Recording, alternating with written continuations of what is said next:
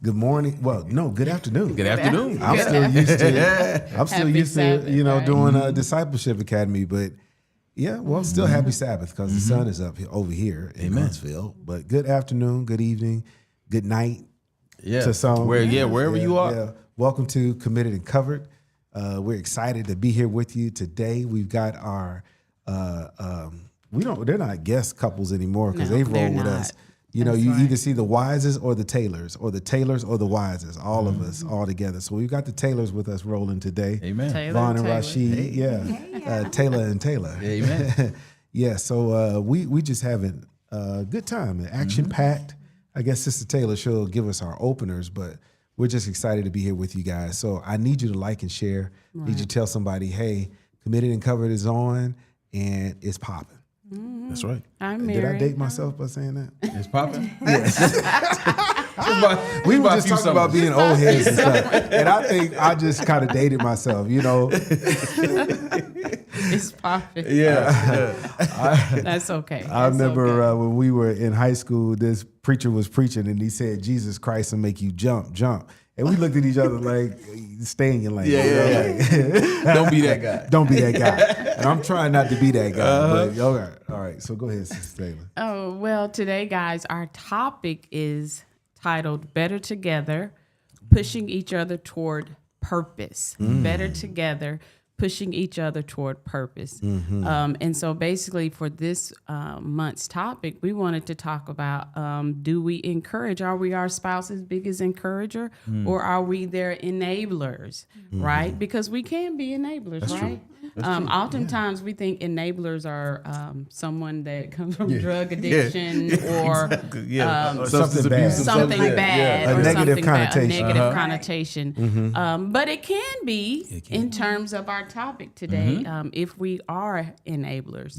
And so A positive connotation this time? Is that what no, you're saying? I said it can be a negative. Oh, okay. It can be a negative.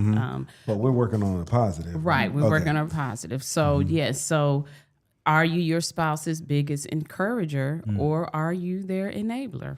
I got one that's funny. If you talk about enabler, you know how you get mad at your spouse? You're like, you're enabling me getting mad. I like that. Yeah. You are an enabler. You are not encouraging my Yes. happiness. You are enabling my That's anger. right. I'm upset. So you guys know I always like to open up with an icebreaker, right? So Break that ice. So this one is just two questions. So who's more likely out of you and your spouse to encourage the other to take a risk?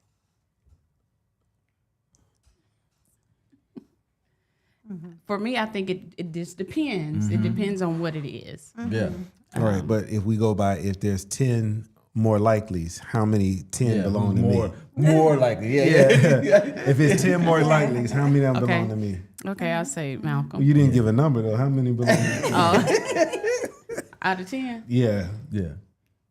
I say 7. I said 8. So say we're close. seven. Very Yeah. close. Very So close. then who's the boy? Okay. So We didn't give a shout out to Mary. And I she's did. the I only one said that, hi, okay, Mary. hey, Mary. But yes. Yeah, anybody Hey, good else? afternoon, Mary. Yes, Blessings if on you're you. watching, guys, go ahead and just say hi in the chat. It's okay. We want to Yeah. see your faces That's who's right. joining That's right. us today. So Drop your comments. drop Promise your- not to start too much trouble. Yes, right. Yes. Yeah.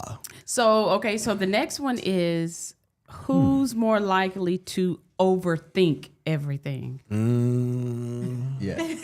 I think we know how to raise our own Yes, hands, right? yes. I thought we were Right. supposed to. Yeah, point to the one. Isn't that who is- something? yeah.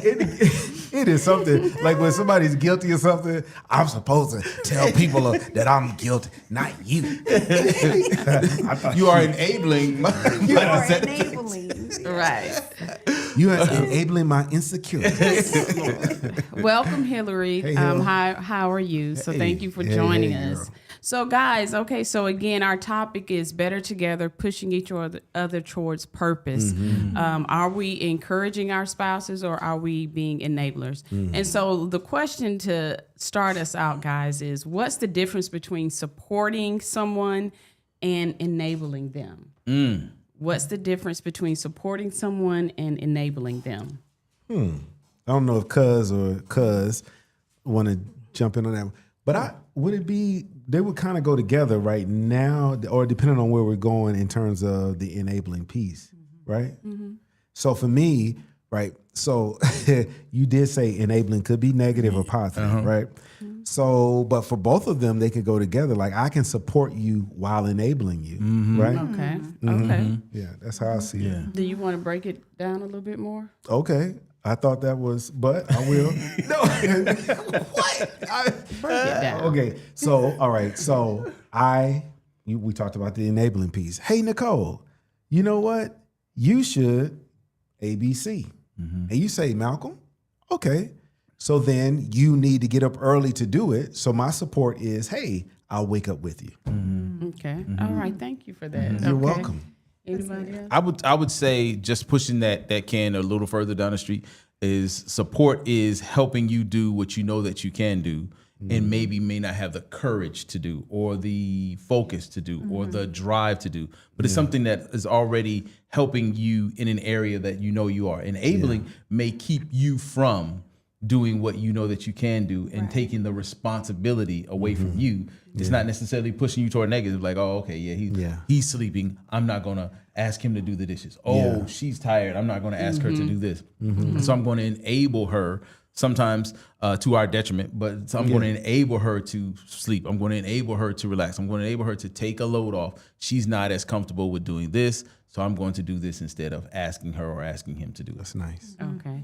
So if I give an example, if I tell Malcolm, you know, I picked up some weight and I really want to lose weight, you know, and I'm talking about it. Oh, babe, I've gained so many pounds, whatever.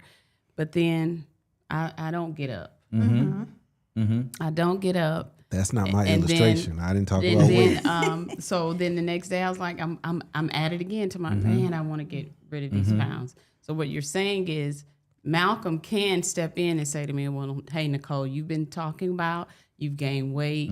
You want to lose this weight. Hey, babe, you want to start getting up in the morning, you know? Is that what we're saying? We Yes. are being encouragers. Encouraging, yes. Inspiring the courage. But let's be honest. We know what happens sometimes. Then your spouse will look at you and say, "What you trying to say?" I mean, what you trying to say? Are you trying to say I'm fat? Yeah. Well, that's true too, but I'm just saying, but what a spouse could do is say, hey, I know you've been wanting to lose weight. How about I wake up with you? Yes. To you know, exercise with you. Or even, you know, say, hey, since I wake up early, I'll just tap you and say, hey, babe, it's 6 o'clock. You want to go ahead and get up? So those type of things are what we're saying. Instead of saying, you've been talking about you want to lose weight, but you not getting up, you're not doing nothing about it. Uh-oh. That's more of a negative connotation. Or here, take another piece of cake. Oh, There you go, Vaughn. temptation. There It's you not go. gonna it's not gonna hurt you today. That's right. That's not healthy. That's really enabling right there. Yeah. It hurts your feelings. Too. You're like, eat this cake, it ain't gonna change nothing. All get no peace. Yeah. because you already where you ain't supposed to be. Yeah. So I mean, so those are just some Yeah. examples. For me, when we're talking about encouraging our spouse in something, and not being an enabler. Or being an enabler while encouraging. Okay, You know, however correct, you want right, to. correct. Yeah. Yeah.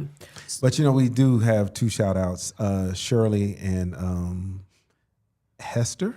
All right. They're from the Virgin Islands. Which island, Okay, guys? well St. done. Thomas, St. Croix? Well, Shirley says St. Thomas. Oh, St. Thomas. Yeah. Awesome. From Philly I didn't- via St. Thomas. I see that. We love St. Thomas. Yes. Welcome, Yeah. Shirley. Used to come over there quite a bit. All right, guys, go ahead. Okay, so with that being said, what's one thing that your spouse convinced you to do that you absolutely did not want to do, but you're glad that you did it?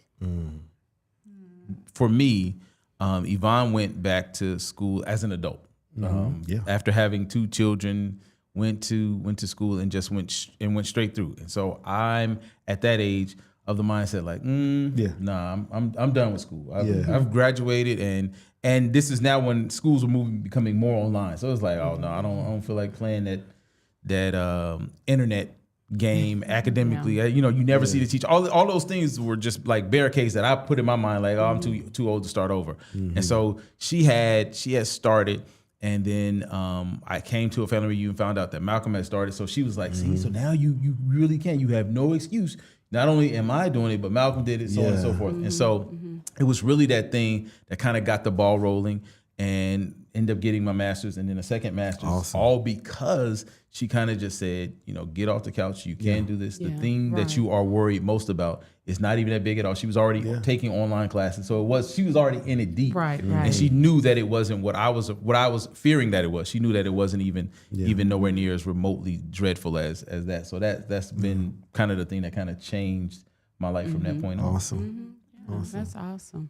Yeah. I will say for me, when after COVID and we started back with church and Malcolm started teaching Sabbath school, and then so it was going from in the traditional inside the church to the Praise Cafe.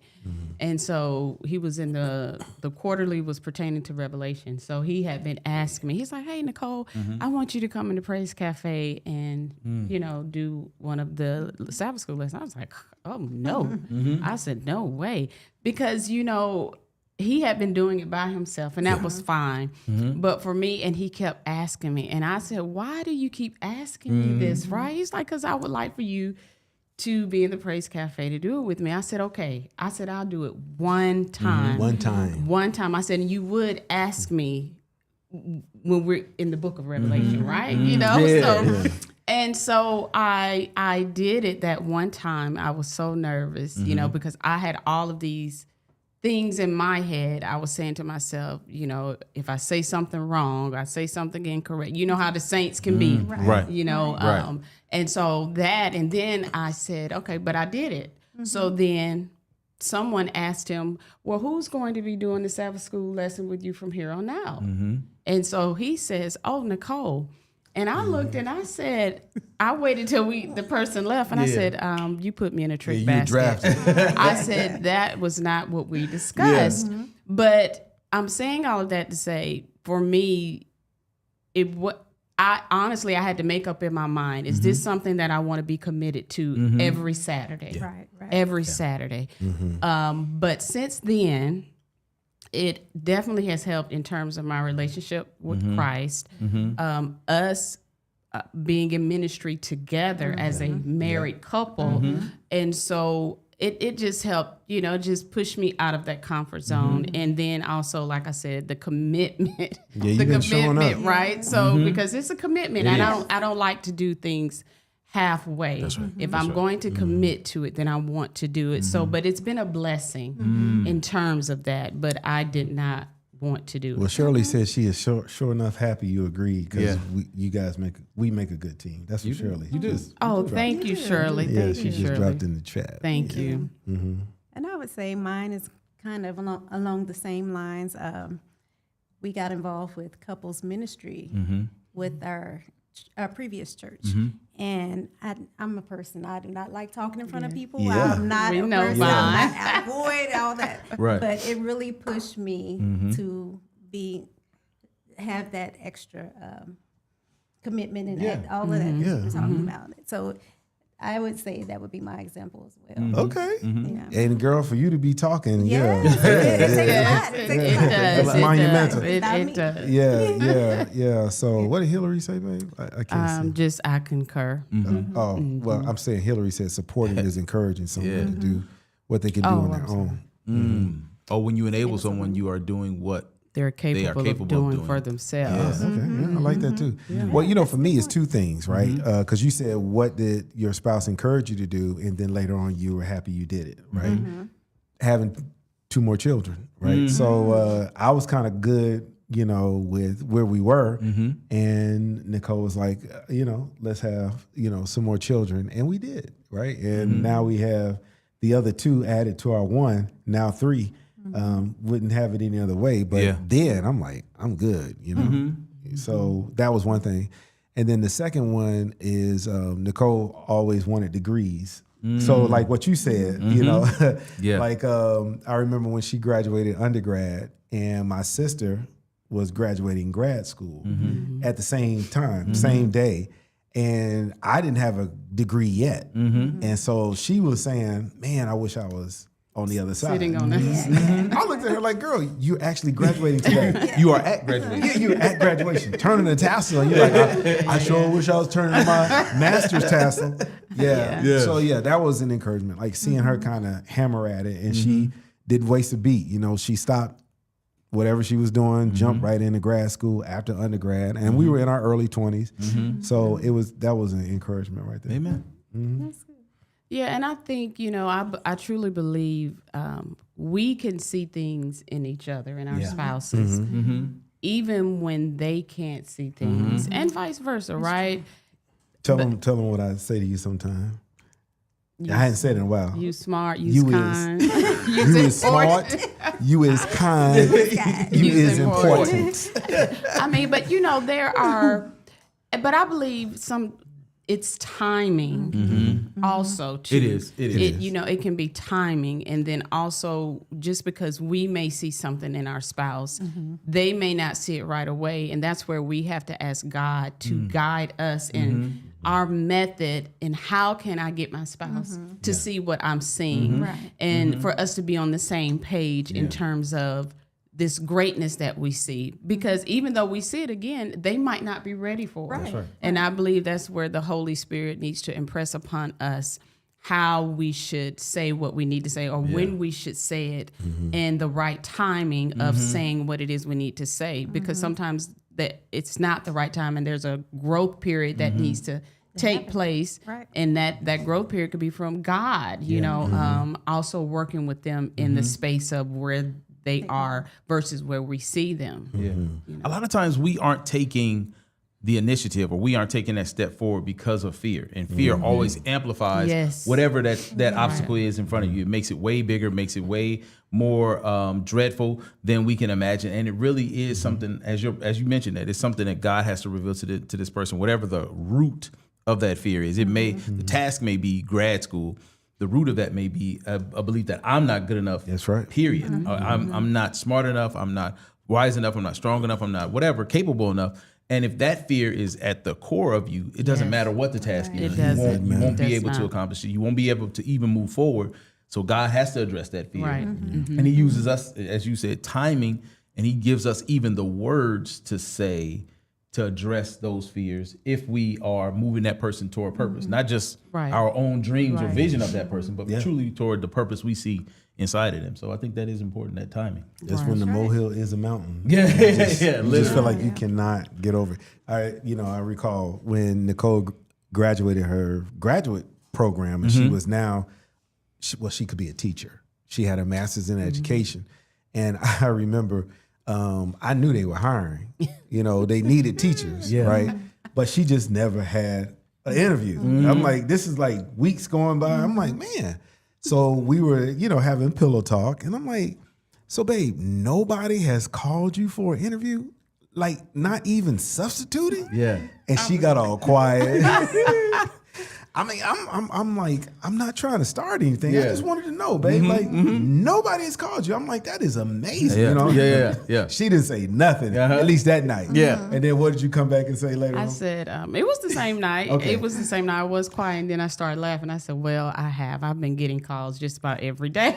I said, but I've been ignoring them because the fear. I was letting fear overtake me in this new step, you know. Right. I had a home daycare, and I was very comfortable with that, but I knew that I wanted to teach in the classroom, but I don't know where the fear was coming from, right? And so after that conversation, you know, we were laughing about it, and he was like, Nicole, come on, get it together, right? Because we need this check. Yeah. Right. But I did. After that conversation, we laughed about it and encouragement from him. I did, and I made that step, got an interview, got the job, and everything, you know. So, but I was allowing fear to just take over for whatever reason, you know.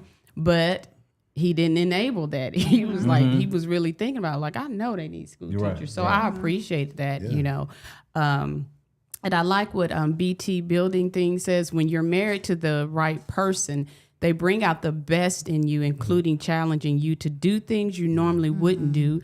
That's love and support for you, right? And then I also said, let's just call it positive peer pressure. Yes.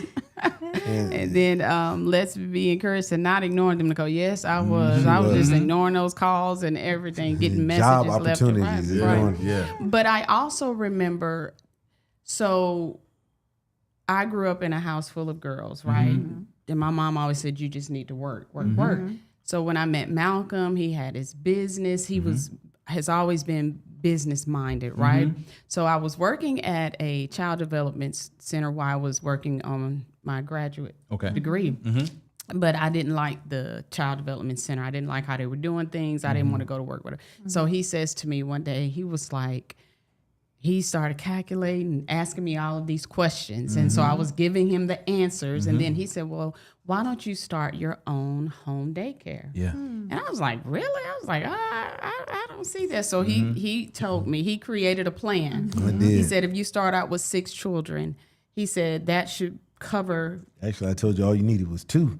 Well, he did. He said all I needed was 2. But when I told one person, about 4 showed up at my door, right? Yeah. So I started out in an apartment with A 2, roommate. and then it went to 6 kids, and I had a roommate.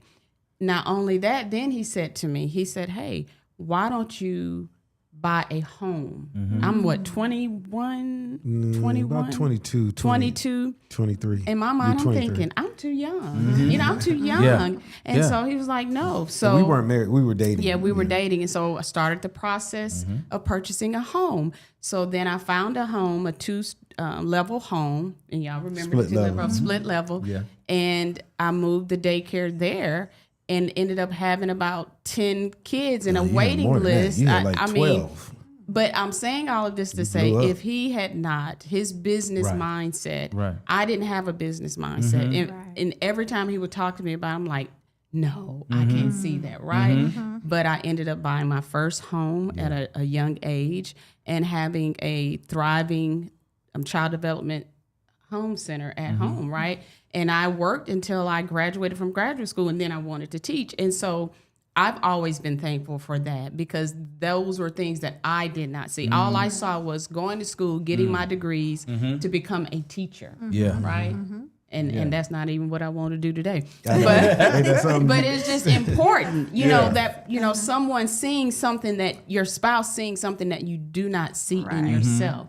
And it's go ahead. No, it's amazing how you said, like, where you thought was your ceiling is not even your floor today. Like, there's this dream that you had and you were perfectly satisfied. Same way with Malcolm, there's this dream that he had. One child is enough, but he can't imagine life without Sydney or Miles, right? Yeah. And so it's amazing how when we grow with God, we can never outgrow our purpose, but we can always outgrow our dreams. And so there's this thing in us that we see this as all we can be, because it may be a little better than what our parents were, maybe a little better than what I imagined. Oh, if I can get to this dollar amount or this position, then that's fine. But God has a lifelong purpose that will far supersede what you are imagining for yourself. Sure enough. And a lot of times we want to box him in and then box his purpose in because we're comfortable in that space right there. Yes. And we can visualize that. I can visualize myself being a teacher. I can visualize myself being that. But she tells me all the time, sometimes, Rashid, it's time for you to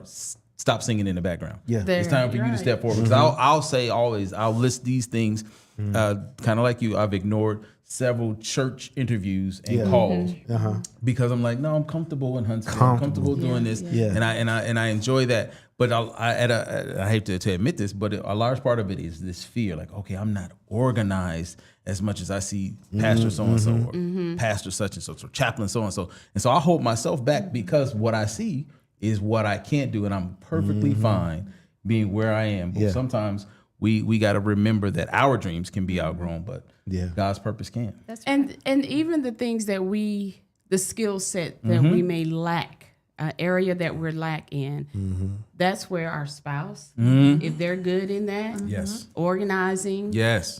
even if you were to get a church and your team members that you want on your team, they pick up the pieces where you lack, and that's where we have to trust God and know that where we're lacking, He's going to provide that gap, and not think that because we're not capable in that area that we're going to fall short in all of the other areas. Yeah. And I appreciate what Rashid said because, it's what we see, right? And we just don't know what goes on behind closed doors. That's right. And for those of us who publicly speak, people who are speaking, you're like, oh, I couldn't ever do that. I couldn't get past the nervousness. Right. But they don't realize the only thing we did was just get past that idea of nervousness. And you're still nervous while you're up there until you complete your task. But it's just those things that we don't ever see ourselves doing. It's just because we don't see it. Right? That's And right. But it's there. overthinking. Yeah, that's true. Overthinking. That's right. We said that was us, right? Yeah. We overthinking. Y'all already claimed that one. Comments in the chat. I can't see Yes. And I like Hillary says that's your husband supporting you and not enabling you. I am glad that you did it. Good teachers are badly needed, especially in today's environment. And then let's be encouraged that pushed into our purpose with love. Yes, I like that. So thank you. Because even after that, I taught for 3 years, and I said, "Oh no, I don't want to be in the classroom." I knew that was I didn't feel like that was my calling for retirement, right? And then we started a family, and here Malcolm comes again. He says, "Hey, let's open up a commercial child care development." I was like, no. I couldn't see that then. But he started looking. They were in the process of building a brand new building. Worked it out. We had a thriving child development center for 5 years. I was able to raise my kids with me every day. Every day. And so I just think about those things, how he has pushed me in areas. Now, I will say educational wise, like when Malcolm started working on his PhD, so if I was watching TV, he'd be I'm sitting watching there. TV with him. And so I would look and I'd be like, don't you need Don't you to got a paper to read? Yeah, she's like, you need to be working on your dissertation because I was in the dissertation phase. Yes, he was. And I was around chapter 3. That's finishing up. Yeah, And I I'm like, whoa. I was like, I'm looking over at him like this. I said, don't you? He told me, yeah, but I want to. I was like, I got that. I'm like, I said, I'm methodology. done. I said, I'll finish mine. I said, now I need you to go in the other room, in the office. She did. And get to typing and working on your That's good. paper, That's And good. then he didn't, but he would, he didn't would want go to in at there. all. But it was a gentle, Nudge. it was a gentle nudge. It was a little support and enable. Yeah, He was enabling his Well- binge watching. Yeah. Well, for me, I can say stuff, just say it. But I know I've learned that you have to say things a certain way. Because what I want is to look, you need to be in there. Get in there and do what you need to Get do. to work. Some tough love, right? Right, But I right. had to baby You had to him. be gentle. That's Yeah. right. Had to be gentle, but that's Because that. I was weak. I mean, because I was at the point of defense. And so for me, I'm like, who fails a defense? When you're defending your dissertation. I'm like, I'm not going to fail that. But Right. You just have to know what you're talking That's about. right. You know, have to have it in you. And she pushed me to go ahead and digest what I had on paper. Yeah. Because I sure was resisting it. I was about to preach a sermon without studying. You know, you know how that goes. Fall on your face. Yeah. But that brings us into what we're talking about now, knowing the difference between pushing and pressuring your spouse. Okay. Yeah. So what do you guys think about that? What when we talk about knowing the difference between pushing That's and then tough. pressuring your spouse? Right. Yeah, that's Because tough. I know we've all been there. We probably thought that we were pushing, but we were really pressuring. Yeah. You know? I think it's an issue of position. Turn face, Nicole. If I'm pushing Yvonne, I'm behind her, which means my intention is to support her going forward in the direction she's already trying to get to. Right. Somewhere she's already stated that this is what I want to reach, this is where I want to go. So I'm pushing her, as you said. Now Good- you're already good knee analogy. deep into the dissertation. Yeah. You're already ready for defense. So don't play husband with me and watch TV. Yeah. Go ahead and get in there. You're on Right, chapter right. 3. You're rounding around home base. Yeah. Go ahead and move in the direction of completion so that you can accomplish what it is. So you were behind him. As pressure is really you coming from on top, and maybe an area he's not ready for, maybe an issue he's not comfortable with dealing with because of the 3 issues that lie behind it and the 2 in front of it, right? And so Right.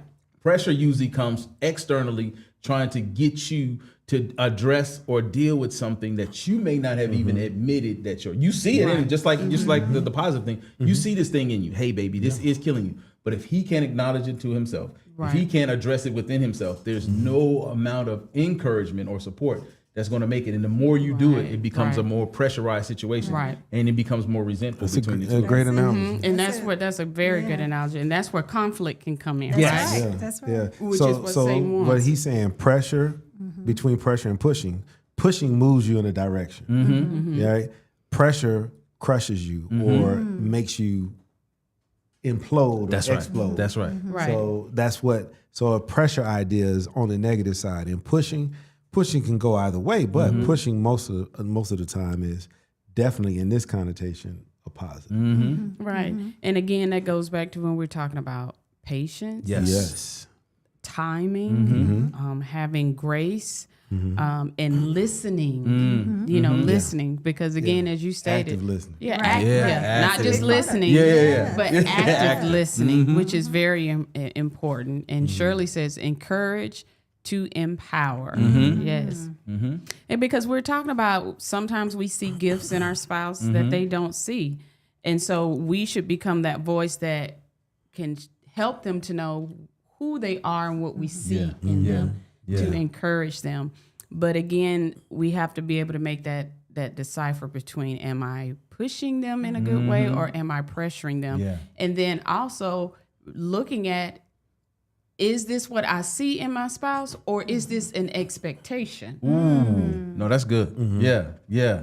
Because sometimes it's our expectation, what we think our spouse should be doing. Based on the people around your husband or your wife, Right. the people you grew up around, like, That's what I was my gonna say, father how was you grew this, up. or my mother was Right. this, and so I expect this from my spouse, as opposed to encouraging you Right. to be more of who you are, a freer version Correct. of who you are, a more committed version of who you are, and instead of trying to force somebody else's personality on you or somebody else's perspective on you or purpose on you, I'm allowing you to grow into the person. And you got on the sheet grace.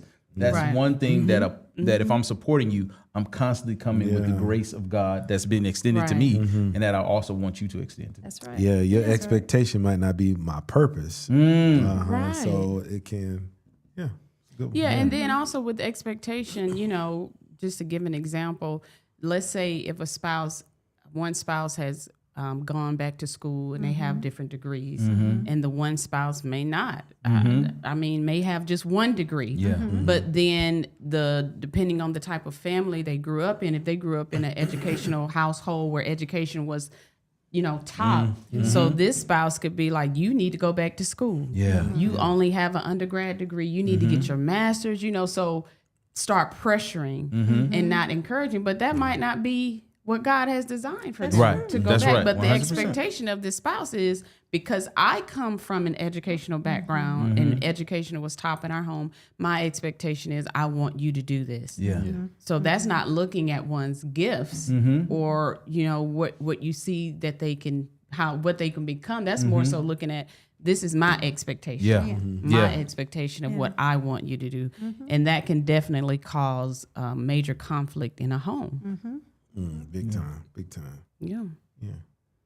What's the next one, then? That's some good. So then we just also need to make sure that we challenge each other, not just one another. I have that down. Challenge each other, not just one another. Because again, if we are a unit of one, then the things that we do, it should be challenging each other, not just one. Right. Yeah. Because I do believe as a couple, we are an example. We should be a Christ-like example to others in the things that we're doing, because you never know how that could encourage someone else. You never know who's watching you. That's true. And so how we are, our characteristics, the things that we model, what we're doing, we want to do it all Christ-like, Right. and to be encouraging to others. So Especially when you have children. You done brought that Because up. they That's a need good to one. see that. That should be their example that they see of how you're encouraging each other, how you're pushing each other, and challenging each Healthy. other. Yeah. Together, coming together and doing that. So that healthy relationship. that's right. Yeah, because the environment that you create become the expectations for your children in their relationships, Yeah. right? So the things that they will expect or maybe even tolerate will be a lot of the things that you displayed in your household. So this whole thing of yelling at one another or being more of a pressurer. I don't know if that's a word. Yeah. That's good enough. We understood. Yeah. Being more of a pressurer instead of a pusher, being more of an enabler instead of a supporter. If your children grow up seeing that, then the expectation becomes that that's okay, that's tolerable, or maybe even desirable, because my mother and my father stayed together 28 years and they were just like that. And so they may think that an unhealthy marriage can survive unhealthy habits. And that can be the destruction of their relationship because of what we've shown them time and time again. Right. And that's so true, because it's not what we say. It's what we do, and it's what they see. 100%. And it's amazing because sometimes, when you look at your children, you like, is that characteristic coming from me? Or is it coming from here? And things like that. But as you were stating, we do want to model because our kids are seeing how we are, and they pick up from that. Yeah. And again, it's not what we say, is what we're looking at. Well, my mom did this. Because if you think about it, that's how we were probably at the beginning of your marriage. Well, I grew up in a house where this is how we did it, and this is how I want to do it. And I used to, Malcolm and I used to say, well, that's not going to be our kids' story. We pray. Let's pray. that. We pray. Yeah. Emily and Let's Be Encouraged said something. She says, supporting is toward filling potential, but enabling is toward not fulfilling potential, making excuses to not push harder to success. I like that. Thank And you, Let's Be Emily. Encouraged, she repeated what you said. Well, Model to mold. y'all both said it around the same time. Yeah. Well, can you recall a time when you have mistaken maybe a challenge as criticism from your spouse? Tell the truth, shame the devil. I know. I'm trying to think. Let me see. Have you ever mistaken your spouse's challenge as criticism? It's criticism. Well, I would say the thing you brought up earlier about working out. I think that was a thing. Oh, well, we should start doing this, or we should start going to the gym every day, or we should start eating like this. And I did. I felt like you were criticizing the way that I was looking. Yeah. My Your build? my build, how healthy I was, and all of that. So I took it that way initially. Yeah. So I would say that as More an so. example. And I could see, and maybe it's some, you looking back, you see, oh, that's poor articulation. Yeah, Right. yes, And so definitely. like I'll say, let's go to the gym, because if she sits and watches TV You gonna sit. I'm gonna sit and watch TV, Yes, right? And so it would be like, let's go. And so even now we're on a constant weight loss journey. And so even now I'll encourage her to come to the gym. But I am perfectly comfortable in going by myself. Yeah. And I'll try to because she has like little light back injuries. And so I say, well, just go. It's Planet Fitness. So just go get you a massage. I'm only going to do 30, 45 minutes. You can, take all the massages you want and then we can go. And so a lot of times she'll go and it's not manipulation, but she'll go and she'll be like, well, I'm just going to do 10 minutes on the treadmill. 15 minutes on the treadmill. And then I end up doing 45. Right. Yeah. But you got to get there. You got to get The there. encouragement to get there. Yes. Yes. And one of the guys that I follow on Instagram, he's like, the hardest weight to lift is the front door. Right, the heaviest weight to lift is the front door because you're breaking yourself out of that immediate comfort zone of getting off the couch and becoming active.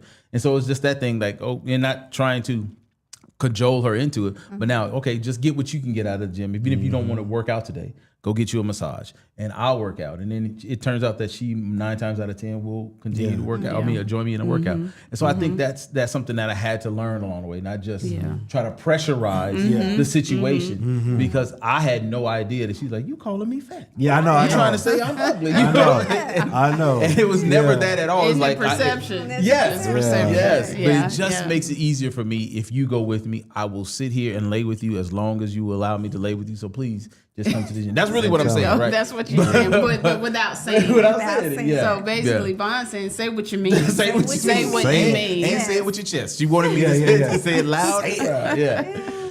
What about you, Nicole? I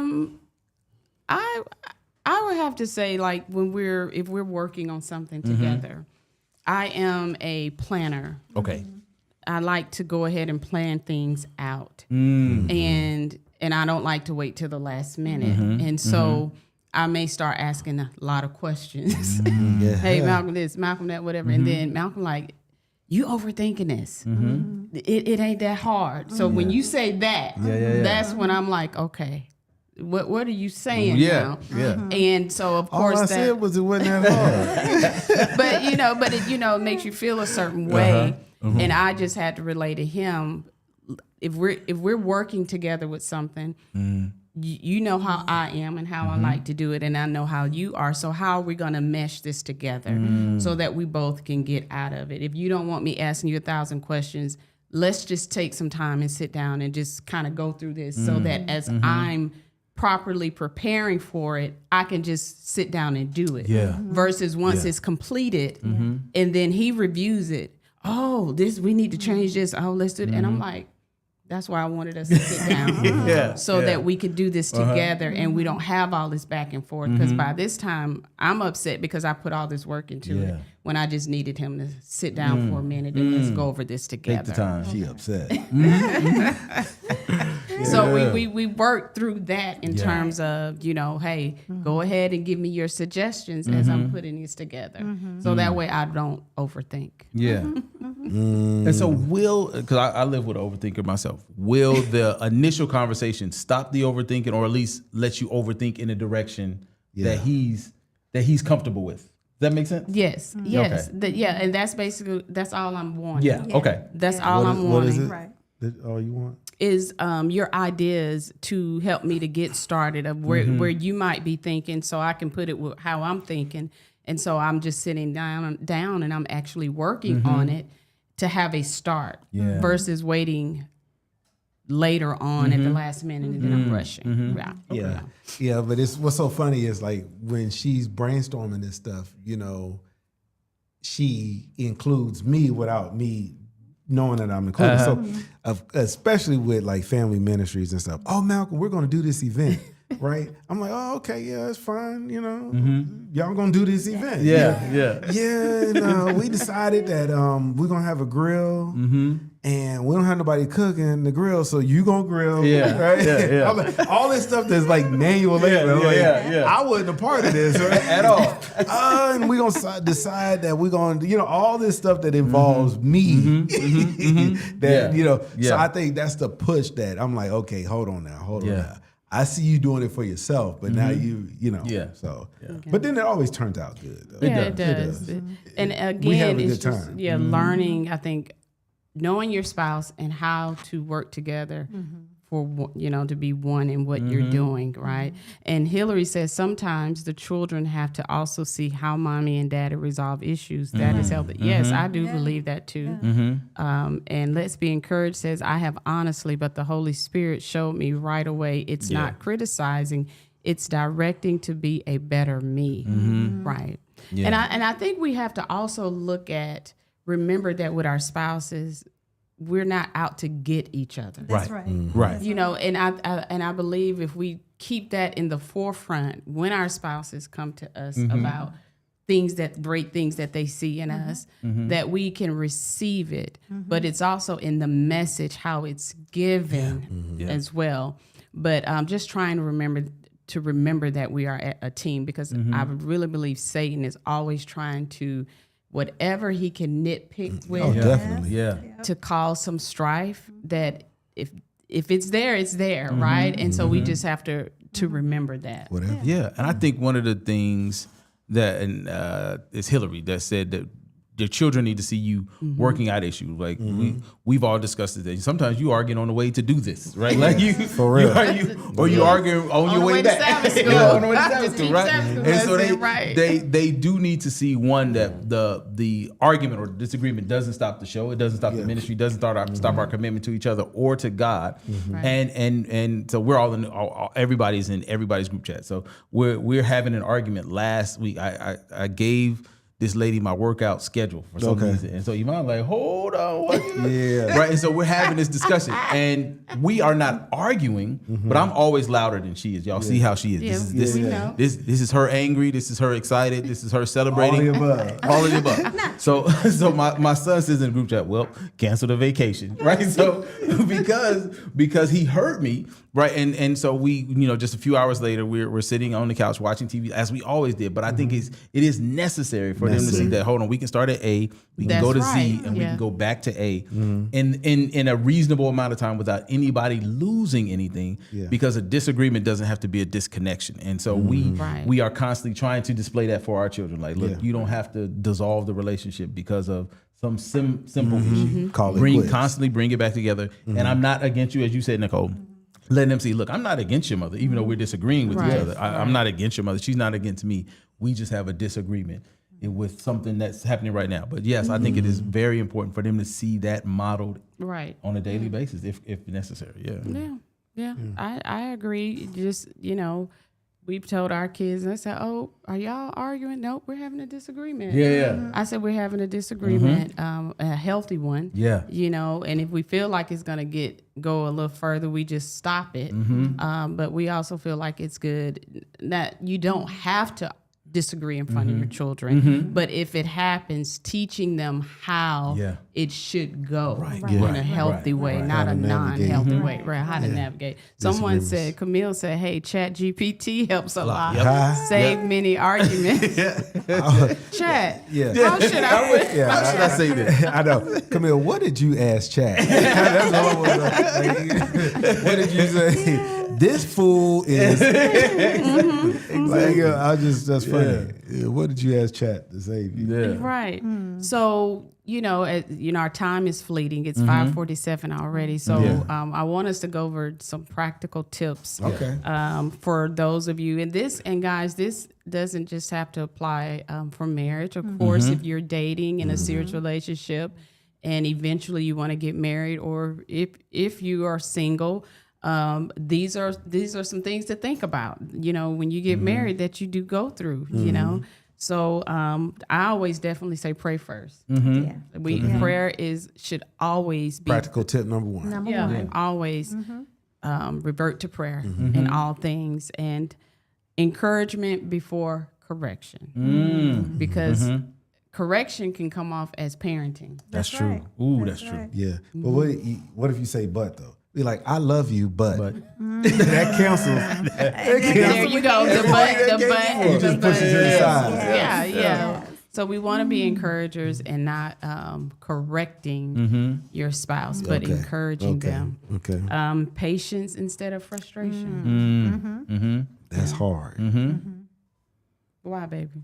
Because you said patience instead of frustration. Because frustration, especially on the tense moments, is the first emotion. Well, I shouldn't say first, but it's like one of the dominant emotions you feel. I mean, you know, it's like, all right. Well, Vaughn said when he was like, "Let's go work out." Frustration, like, did he just say this? Yeah. You know, and that, you know, not patience to say, "Baby, are you saying something about me and my weight?" You know, you know, where you find that, you know, and that's a.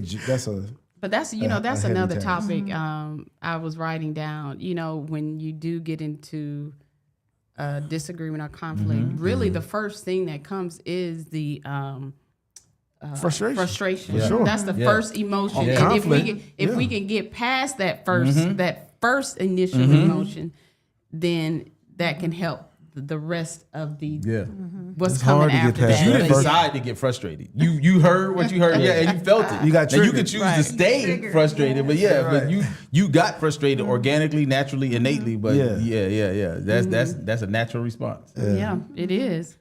And then partnership instead of pressure. And I really believe that that's going back to when we were talking about as one and keeping in the forefront that our spouse is not out to get us. Right. Yep. You know, because that's what the devil wants us to think. Right. When our spouse says something to us, encouraging, sometimes it doesn't matter how they say it. They can say it the right way, but if you're perceiving it another way, it really does not matter. Right. So, but we just have to make sure we are in partnership instead of pressuring our spouse because we don't know. They might not be ready yet. That's right. And so that's where that grace, patience coming in with that. Only time we out to get you is on those fun moments. That's Y'all, Ain't that right, Rashid? yeah, amen. Hey, that's the only time. Only time. The Yeah, head elder only has time. taken it to a whole nother topic. Hey, that's marriage, baby. And sometimes it's the same day. I'm just Yeah, saying. yeah. We call it get got. We just, I mean, you know, you Y'all gotta lighten it up. ignore. We are committed and covered. We partnered without pressuring. That's right. For real. But your life agent says, good one, pray to be encouraging, not correct. Yes.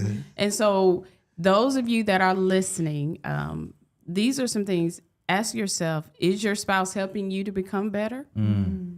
Are you challenging your spouse because of faith or because of your expectations? Are these your expectations, right? And what comfort zone is keeping your marriage from the next level? Because that's true. We really didn't talk about that. We did.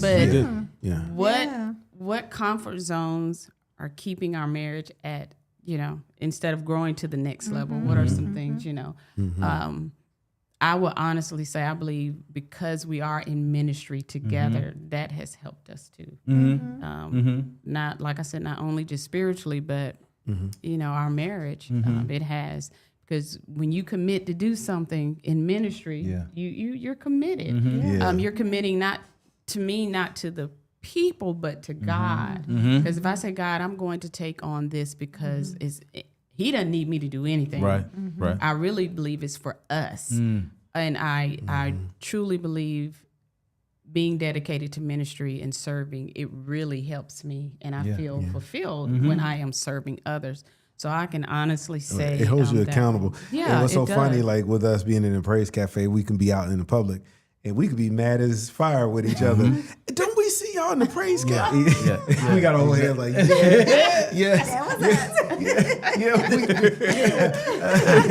we visit some places. Oh, we just love y'all.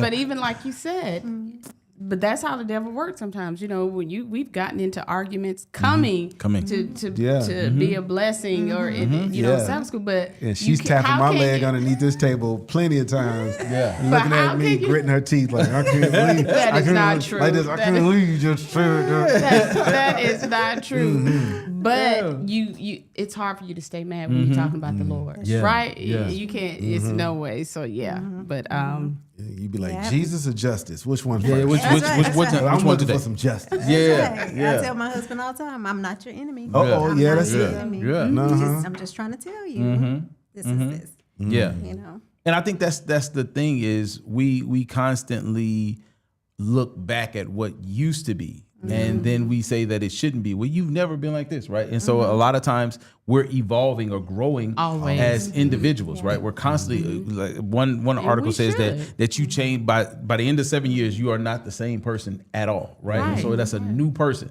And so us being together 28 years, this is 4 people that I've lived with. That's right. Because women constantly are Constantly changing. and growing, right? not meaning in a bad way, No, but we are. But yes, Right.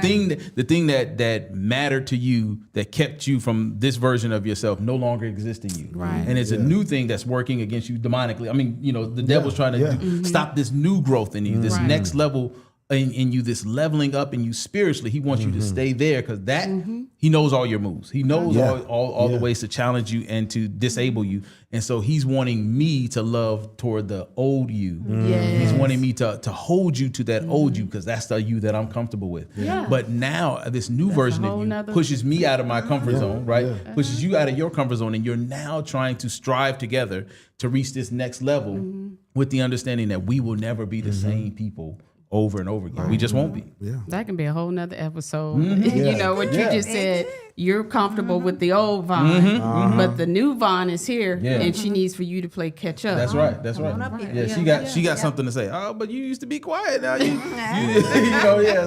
So there's this new version of her that I have to learn to love and learn to live with and support That's right. and encourage and Yes. all those things that we Yes. talked about at the top of the show. I have to learn all those things in a new version of herself. So yeah. You'd be like, oh, you got bass in your head. What, you been watching Color Purple or something? Sophia home now. I was home now. But I remember, you used to say that. All the time. He used to say I was quiet in terms of I didn't say anything. Then he said it seemed like once we got into marriage, you just started talking. I said, well, I had an opinion. I have one, right? You know, so, but. Because I mean, at the beginning, I'd be like, hey, Nicole, let's do this. Okay. Yep. I'm like, let's turn left. Yeah. Let's go right. Okay, baby. Yeah. Boy, about a year or so in, let's go right. For what? I was about to go. I'm like, what? Why we going down? Yeah. I don't want to. I'm like, well, how about we make a U-turn? Why? Yeah. You know, I'm like, Lord have mercy. I'm like, what just happened? What did I get myself Yeah. into? Who is this? Yeah. But BT Building Thing says, with so many changes, this is why core foundations are so important Yeah. to keep you grounded in your values. With Christ in the center for both, you can grow together in a positive way. And it's true. That is so true. So thank you for that. Yeah, let's be encouraged, not the color purple, but Yeah. we went there. Just trying to be. But those tips that you gave out, they are so universal. All 5 They of those apply at whatever phase Yes. of the relationship you're in. Prayer always works, right? Yeah, always. It's never a bad decision. Number one. Encouraging instead of correcting. That means you putting your partner first. All those things work Right. universally. So I think if we hold on to those as individuals, but also as a couple, we have the blueprint for relationship success. Yeah. And before we close out, also it's important to sit down and talk about like where we are. What I see for Malcolm, what he sees for me, what we see for our marriage, what do we see for our family. As we've been discussing the things that I see that you can be pushed a little bit in and vice versa. And as BT Building was saying, those are things that, you know, we build that foundation on. We have that communication piece. And as we grow, we're growing with the understanding because we know where we've talked about what is our mission, where are we going, where do we see ourselves, and we keep that mission statement in front of us as we grow, but also continuing to see the things that we see in our spouse where they can be pushed, but not in a negative way, and encouraged, and not being our expectation. Okay, so guys, we thank you so much for joining us with this episode. Again, this is not guests. They've been here before. This is our family. And we appreciate you guys tuning in. Share this with others that may need it. And we thank you so much. And we'll see you guys next month. All right. Love you. Bye-bye. Bye. See you.